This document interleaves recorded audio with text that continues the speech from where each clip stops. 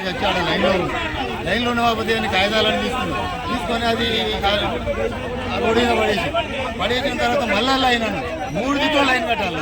ఒక్క లైన్ అంటే వేరే ఏదన్నా కానీ కంపో కాడ సాత్సంపం కాడ ఊరిచ్చే కాడ ఒక ఈ 3 రకాల ఒక నిలబడడానికి ఏం చేయగలుగుతాం?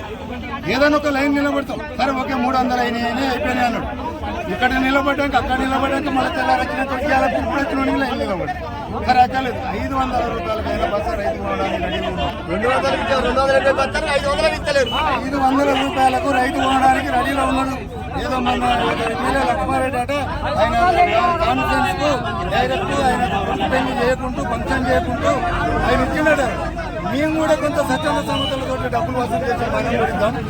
500 రూపాయలకు మాకు 10 అయినా పర్వాలేదు. ఆయనకు ఒక డైరెక్ట్ రోడ్ ఎందుకు పోతాడు? ఆయన ఒక ఎమ్మెల్యే గారట. మరి మన ఎమ్మెల్యే ఎక్కడ నిద్రపోతాడు?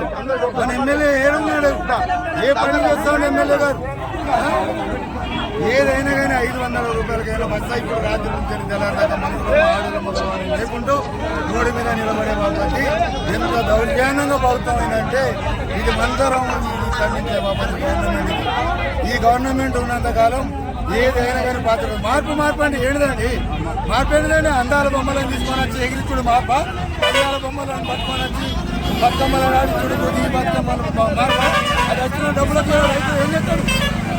ఒక్కొక్క భోజనానికి 1,00,000 రూపాయలు ఖర్చు అట. అందాల బొమ్మలకు 1,00,000 రూపాయల ఖర్చు భోజనం పెట్టిండు ఒక రైతు. ఒక ఉద్యమం చేయడానికి తాందేముండదు. అన్నం పెట్టే రైతుకు ఏం చేయడానుకున్నారు? అందాల బొమ్మలకు ఒక టిఫిన్ చేయడానికి ఒక భోజనం ఖర్చు 1,00,000 రూపాయల ఖర్చు అట. ఫ్రీ భోజనం ప్రతి కానీ రాత్రి 12 గంటల కానీ బెరెంట్ షాప్లో మందు దొరుకుతుంది, బెంచ్ షాప్లో మందు దొరుకుతుంది, అన్నిట్లో మందు దొరుకుతుంది. ఇది ఎందుకు?